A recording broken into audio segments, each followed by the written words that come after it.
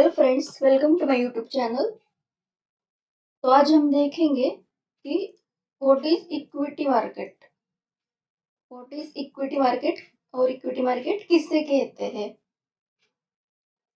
तो उसमें फर्स्ट आता है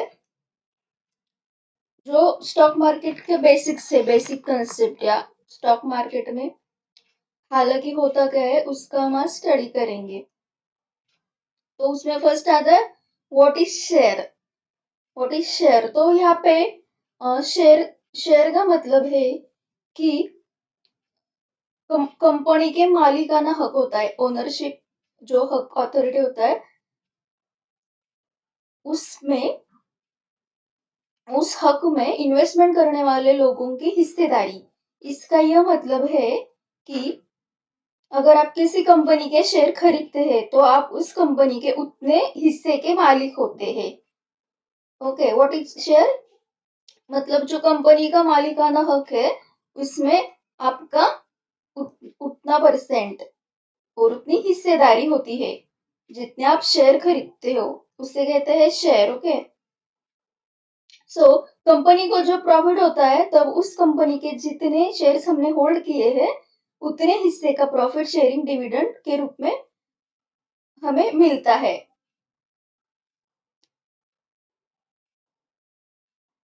ओके,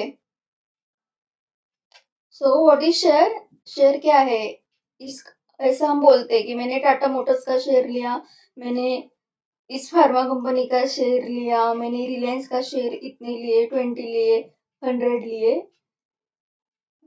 इसका मतलब, शेयर का मतलब है कि जो कंपनी का मालिकाना हक है, जो कंपनी होगी रिलायंस, टाटा मोटर या कोई भी कंपनी होगी, उसके मालिकाना हक में इन्वेस्टमेंट करने वाले लोगों की उतनी हिस्सेदारी, शेयर मीन्स हिस्सेदारी।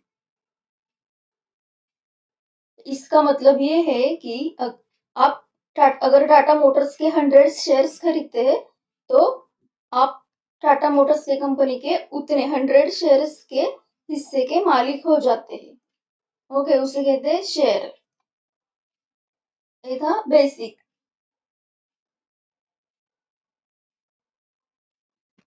उसके बाद आता है, अभी शेयर क्या है आपको तो बेसिक समझ में आ गया, लेकिन शेयर मार्केट, इसलिए उसको कहते हैं शेयर मार्केट यानी स्टॉक मार्केट। जो जो भी कंपनियां है लिस्टेड एनएससी या बीएसई में, उन कंपनी के जितने शेयर है उसको खरीदना बेचना उसे कहते हैं शेयर मार्केट या फिर स्टॉक मार्केट। ओके, तो अभी ये शेयर मार्केट में ना दो तरह से काम चलता है, दो तरह से काम चलता है। एक है ट्रेडिंग और दूसरा है इन्वेस्टिंग। ओके, शेयर मार्केट में दो तरह से काम चलता है, एक है ट्रेडिंग और दूसरा है इन्वेस्टिंग या इन्वेस्टमेंट। सो आपने देखा होगा कि बहुत लोगों ने लॉन्ग टर्म इन्वेस्टमेंट करके बहुत सारा, वो लोग वेल्दी हो गए, बहुत सारा पैसा कमाया है, बहुत अच्छा प्रॉफिट उन्होंने कम बनाया है। ओके, वैसे ही ट्रेडिंग में भी हम देखते हैं आजकल बहुत चल रहा है ट्रेडिंग, ट्रेडिंग का सोशल मीडिया पे। लेकिन पुराने जमाने में तो सिर्फ लोग इन्वेस्टमेंट, लॉन्ग टर्म इन्वेस्टमेंट करके बहुत पैसा कमाते थे।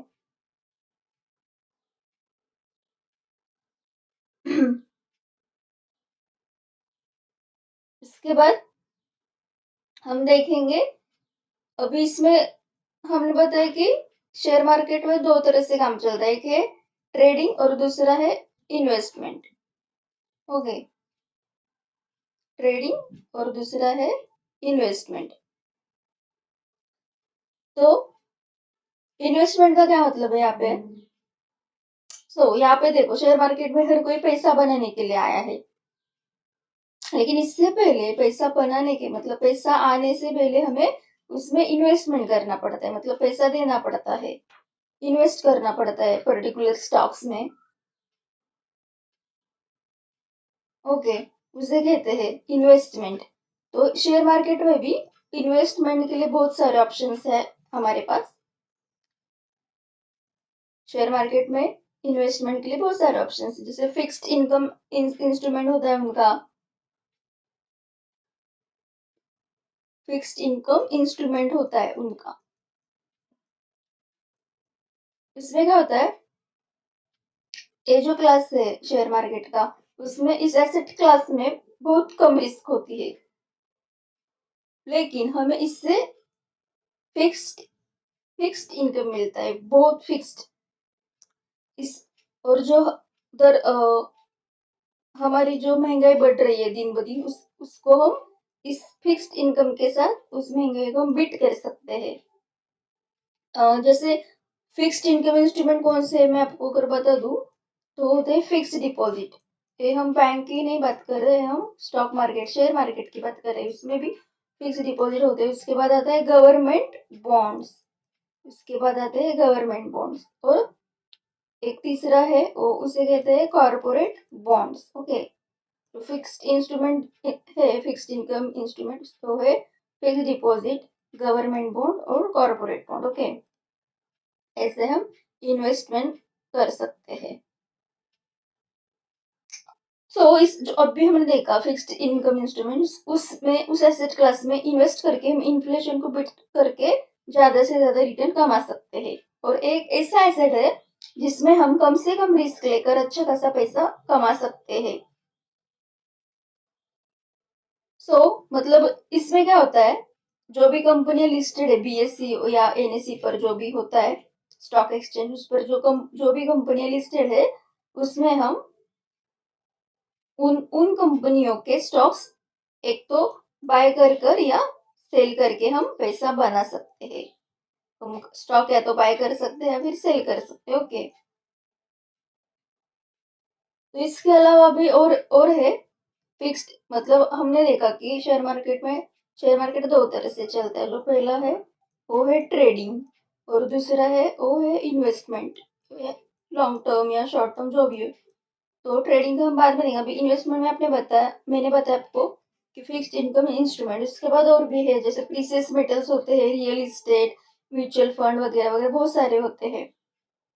प्रीशियस मेटल में जैसे आपको पता होगा कमोडिटी मार्केट, तो इस एसेट क्लास में आप गोल्ड या सिल्वर से प्रीशियस मेटल खरीद सकते हैं, बेच सकते हैं, और आपको लॉन्ग टर्म में अच्छा प्रॉफिट या रिटर्न्स मिल सकते हैं। ओके, म्यूचुअल फंड का तो आपको पता ही होगा। म्यूचुअल फंड में भी हम इन्वेस्टमेंट करके लॉन्ग टर्म या कुछ अवधि के लिए अच्छा रिटर्न बना सकते हैं। ओके, हो गया शेयर मार्केट। तो दो तरह से चलता है, एक तो इन्वेस्टमेंट और शेयरिंग। तो उसके बाद हमको ये देखना पड़ेगा जो प्राइमरी मार्केट है इक्विटी में। What is primary market? Okay, primary market है जो शेयर मार्केट में, उसका हम आज देखते हैं।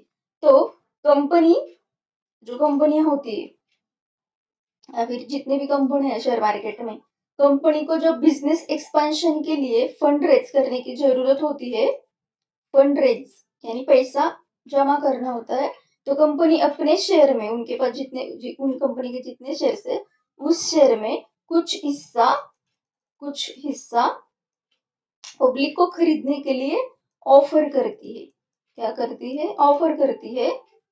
उसे आईपीओ यानी इनिशियल पब्लिक ऑफरिंग कहा जाता है। क्या कहा जाता है? आईपीओ यानी इनिशियल पब्लिक ऑफरिंग। आईपीओ के थ्रू इन्वेस्टर है हम जैसे जो इन्वेस्टर लोग सीधे कंपनी से ही शेयर बाय करते हैं, इसीलिए उसको प्राइमरी मार्केट कहा जाता है। क्या कहा जाता है? Primary market. ओके, तो आपको अब भी मैंने क्या बताया, प्राइमरी मार्केट क्या है कि जो कुछ कंपनी है उनको कुछ पैसा जमा करना है, कुछ पैसा फंड रेज करना है, तो अपने कंपनी के जो टोटल में से जो कुछ शेयर पब्लिक के लिए ऑफर करती है, उसे कहते हैं आईपीओ। और इसे ही कहते हैं, ये जो चलता है काम उसे कहते हैं प्राइमरी मार्केट। ओके, तो अब आप सोचेंगे कि एक कंपनी है, ये आईपीओ लेकर क्या करेगी, तो वो कंपनी एनएससी या बीएससी में लिस्टेड हो जाएगी आईपीओ के बाद। ओके, तो जो कोई कंपनी है वो उस मतलब एनएससी बीएससी स्टॉक मार्केट में क्यों लिस्टेड होती है और क्यों सूचीबद्ध किया जाता है? कंपनी को शेयर मार्केट में। तो एक तो मैंने आपको बताया पहले कि फंड रेज करने के लिए जो कंपनी है, XYZ कंपनी है, वो अपनी हिस्सेदारी बेचकर मार्केट से पैसा उठाती है, जैसे कि IPO देकर, कि इनिशियल पब्लिक ऑफरिंग देती है, उससे वो पैसा बना लेती है।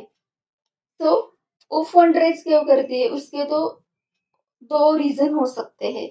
जो पहला है एक्सपांशन, उनको अपनी कंपनियों के कुछ ब्रांचेस बनानी होगी, उसका एक्सपांशन करना होगा, इंफ्रास्ट्रक्चर या कुछ रिक्रूटमेंट करना होगा एम्प्लॉयज का, ऐसा कुछ भी रीजन हो सकता है। तो कंपनी का एक तो एक्सपेंशन करना होगा, और दूसरा होगा कि वो डेप्ट फ्री उसे बनना होगा, डेट फ्री यानी कर्ज मुक्त, जो भी उन पे लोन है कंपनी पे, वो उनको मिटाना होगा, वो भरना होगा। तो IPO लेकर आती है और शेयर मार्केट में या स्टॉक मार्केट में लिस्टेड होती है।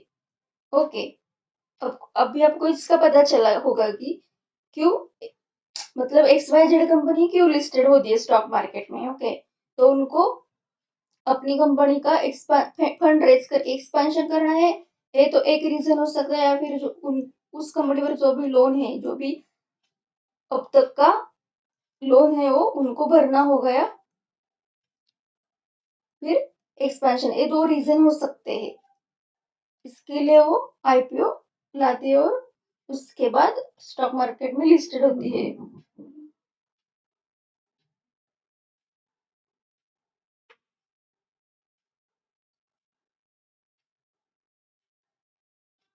और अभी वो जो भी XYZ कंपनी है, वो IPO निकालती है एक्सपेंशन या जो भी लोन, उससे लोन फ्री होना हो, तो जो IPO निकलती है उस टाइम उसको जो भी रीजन है उसका, कि आप IPO क्यों दे रहे हैं, आप IPO ऑफर क्यों कर रहे हैं, इसका रीजन कंपनी को देना पड़ता है।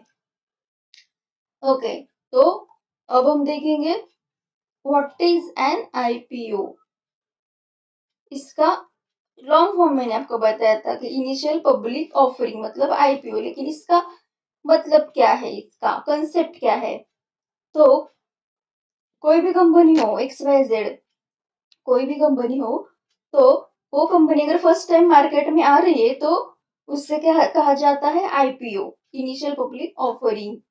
उसे हम पब्लिक इशू भी कहते हैं, यानी कि कंपनी खुलेआम ऐलान करती है कि कि मैं अपनी हिस्सेदारी मार्केट में बेच रही हूँ, मैं अपनी हिस्सेदारी मार्केट में बेच रही हूँ। जिस किसी को भी हिस्सेदारी करनी है, वो खरीद सकते हैं।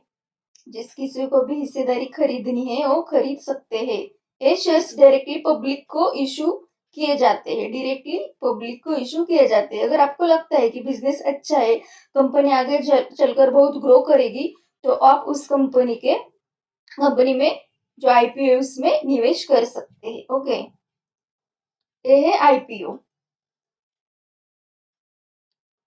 पब्लिक इशू करती है कंपनी की, मैं अपनी हिस्सेदारी अभी बेचना चाहती हूँ, जिस किसी को भी खरीदनी है वो खरीद सकते हैं, उसे कहते हैं IPO, इनिशियल पब्लिक ऑफरिंग। सो IPO IPO यानी कंपनी अपनी ओनरशिप का एक हिस्सा मार्केट में बेचती है, पार्ट ऑफ ओनरशिप, जिसको हम शेयर कहते हैं। यानी कोई भी कंपनी ग्रोथ के लिए, एक्सपेंशन के लिए मार्केट में अपनी हिस्सेदारी बेचकर मार्केट से पैसा उठा सकती है। कंपनी को अगर मार्केट से कैपिटल खड़ा करना है, तो उसे इतना फंड किस लिए चाहिए, उसकी डिटेल्स और जो भी रीजन है, विवरण है, वो सेबी को देना पड़ता है। सो IPO मार्केट में लाने के लिए सेबी के अप्रूवल की जरूरत होती है। किसकी जरूरत होती है, सेबी के अप्रूवल की जरूरत होती है। सेबी के रूल्स के अनुसार मिनिमम 25% शेयर का IPO मार्केट में लाना पड़ता है। अगर मार्केट में शेयर कम होंगे तो पब्लिक को लिक्विडिटी नहीं मिलेगी। जितने शेयर्स का IPO हम मार्केट में लॉन्च करने वाले हैं, वो IPO फुल्ली सब्सक्राइब होना चाहिए, तो ही कंपनी मार्केट से पैसा उठा सकती है। ओके, ये था IPO के बारे में। सो आपको जैसे शेयर का आप लेते हैं, वैसे IPO का है। अगर आप सब्सक्राइब करने के बाद आपको IPO मिलता है, तो आपको उस कंपनी के उतने हिस्से का पार्टनर बना दिया जाता है। आप उतने हिस्से के पार्टनर बन जाते हैं। सो आपको पता होगा कि हर कोई जो कंपनी है वो कैपिटल पर चलती है। सो आप किसी कंपनी के शेयर खरीदते हैं या उसमें पैसा लगा रहे हैं तो आप उस कंपनी को कैपिटल प्रोवाइड कर रहे हैं। इस हिसाब से आप उस कंपनी के ओनर माने जाते हैं। क्या है, हर कंपनी कैपिटल कैपिटल पर चलती है। अगर कैपिटल ही नहीं होगा तो उसका जो जो भी है अकाउंटिंग फाइनेंस वो नहीं चलेगा। सो हम या आप इन्वेस्टर कौन सा भी कंपनी का शेयर खरीदते हैं, इसका मतलब उस कंपनी में पैसा लगा रहे हैं। तो आप उस कंपनी को क्या कैपिटल प्रोवाइड कर रहे हो। सो इस हिसाब से आप उस कंपनी के ओनर माने जाते हो। इस हिसाब से आप उस कंपनी के ओनर माने जाते हो। ओके। सो जब आईपीओ आता है ना, ये जो आईपीओ होता है वो आता है तो उस शेयर का प्राइस है वो कंपनी, स्टॉक एक्सचेंज और मर्चेंट बैंकर और सेबी मिलकर डिसाइड करते हैं। ये जो आईपीओ का जो भी प्राइस होता है वो सिर्फ अकेली कंपनी नहीं डिसाइड करती। इसके लिए SEBI market sorry merchant banker और वो कंपनी, ये तीन लोग मिलकर उसका जो प्राइस है वो डिसाइड करते हैं। तो जब भी आईपीओ आता है ना तो आप आईपीओ के लिए अप्लाई करते हैं तो आप एक शेयर नहीं खरीद सकते। अभी आपने XYZ कंपनी का आईपीओ खरीद लिया तो आपको सिर्फ एक शेयर नहीं खरीद सकते। तो उसका लॉट साइज होता है 200 या फिर 100 300 जितना भी हो उतना लॉट साइज आपको खरीदना पड़ता है। सो आपको कम से कम एक पूरा लॉट आप ले सकते, कम से कम, और ज्यादा से ज्यादा उसकी जितने भी होगी पर्टिकुलर आईपीओ की जितनी भी होगी क्वांटिटी उतना आप ले सकते हैं। लॉट साइज, हाँ, ये शेयर्स में नहीं मिलते, ये मिलते हैं लॉट साइज में आईपीओ होते हैं। हर कंपनी के आईपीओ का लॉट साइज अलग अलग होता है।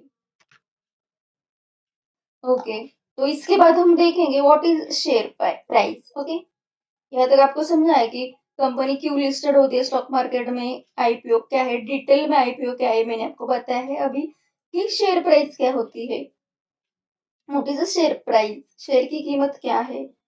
सो आईपीओ के बाद कंपनी स्टॉक मार्केट में लिस्ट होती है। ओके, वो लिस्टेड होती है कंपनी इस आईपीओ के बाद। ओके, सो किसी भी कंपनी के शेयर का जो भाव होता है उसको हम क्या कहते हैं, CMP यानी करंट मार्केट प्राइस, कहते हैं। इस CMP में फेस वैल्यू और प्रीमियम इन्वॉल्व होता है। जो भी कंपनी लिस्टेड होने के बाद जो उसकी प्राइस होती है ना, करंट मार्केट प्राइस जिसे हम कहते हैं, उसमें क्या होता है, एक तो फेस वैल्यू होता है, फेस वैल्यू और प्रीमियम, ये दोनों मिलाकर एक करंट मार्केट प्राइस बनती है। So market price is equal to face value plus इसका जो भी प्रीमियम है वो। ओके, इसे कहते हैं मार्केट प्राइस। तो अभी आप बोलेंगे कि फेस वैल्यू और एक प्रीमियम क्या है। शेयर प्राइस में जो भी फेस वैल्यू है वो क्या है, तो फेस वैल्यू उसका मतलब है कि उस शेयर की कंपनी की तरफ से मूल कीमत, फेस वैल्यू यानी मूल कीमत। तो अभी टाटा मोटर्स का शेयर है तो उसका जो फेस वैल्यू का क्या मतलब है, उसकी मूल कीमत। ओके, जो मूल कीमत है, फेस वैल्यू जनरली 1 2 3 5 10 इसलिए हो सकती है, और यहाँ फेस वैल्यू है ना वो फिक्स रहती है। और ये जो फेस वैल्यू ये जो सिर्फ स्टॉक स्प्लिट के समय बदलती है। जो फेस वैल्यू है वो फिक्स रहती है, और जब वो स्टॉक फ्यूचर में कभी भी स्प्लिट होता है उसी टाइम में बदलती है। ओके, फेस वैल्यू जिसे हम कहते हैं।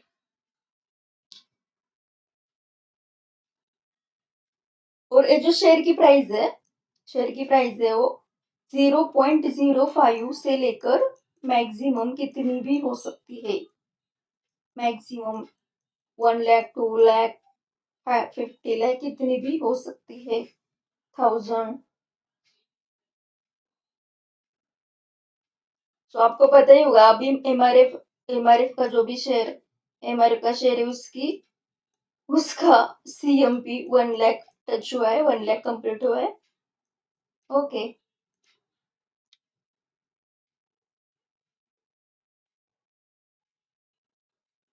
तो मैं अब हम देख रहे हैं कि फेस वैल्यू क्या है। उसके बाद आता है प्रीमियम।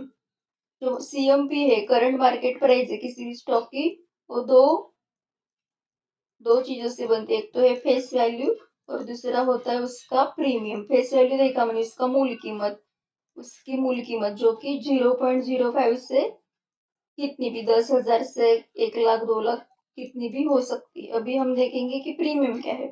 तो कंपनी के हिसाब से स्टॉक की अंकित कीमत, फेस वैल्यू, क्या जो भी फेस वैल्यू है, जो 1 से 10 रुपए है, तो हम वो शेयर 200 से 250 रुपए में क्यों खरीदे। सो कंपनी कहती है कि जो अब तक कंपनी ने अपना बिजनेस बढ़ाया है या एक्सपांड किया है, जो कंपनी का गुडविल, रेपुटेशन और ब्रांड वैल्यू है, उसके लिए कंपनी एक्स्ट्रा चार्ज करती है, उसे कहते हैं प्रीमियम। उसे कहते हैं प्रीमियम। क्या है प्रीमियम का मतलब? जो फेस वैल्यू है, अगर वो 1 से 10 तक है, तो हम वो शेयर 200 या 250 में क्यों खरीदते हैं। तो हम पूछते हैं ऐसा, तो कंपनी क्या कहती है, कंपनी ने अब तक अपना बिजनेस बढ़ाया है, एक्सपैंड किया है, या जो भी कंपनी का गुडविल, रेपुटेशन, ब्रांड वैल्यू है, उसके लिए कंपनी जो एक्स्ट्रा चार्ज करती है, उसे कहते हैं प्रीमियम। प्रीमियम यानी क्या है? उसका एक्स्ट्रा चार्ज। फेस वैल्यू यानी उसकी मूल कीमत है, और प्रीमियम मतलब उसका एक्स्ट्रा चार्ज। ये दोनों मिलकर बनती है सीएमपी यानी करंट मार्केट प्राइस। तो हमें कभी कभी अगर 10 रुपए का कोई शेयर है, 10 रुपए का शेयर हमें 500 या 1000 में भी खरीदना पड़ता है। तो इसका क्या रीजन है? इसका मतलब है कि इसकी fail value, sorry, face value तो फिक्स है, फिर बदलती है वो है प्रीमियम। प्रीमियम उसका बदलता है, प्रीमियम चेंज होता रहता है, क्योंकि कंपनी के बारे में अगर कोई पॉजिटिव न्यूज आती है, कंपनी के बारे में अगर पॉजिटिव न्यूज आती है, तो शेयर के दाम बढ़ने लगते हैं। और कंपनी के रिलेटेड अगर कोई नेगेटिव न्यूज आती है, कंपनी के रिलेटेड अगर कोई नेगेटिव न्यूज आती है, तो शेयर के दाम घटने लगते हैं। इसका अर्थ है कि सीएमपी में फेस वैल्यू और प्रीमियम वेरिएबल है। फेस वैल्यू और प्रीमियम वेरिएबल है। ओके, उसके बाद हम देखेंगे कि what is demat account. Basic है, इसलिए मैंने इसमें ए वाला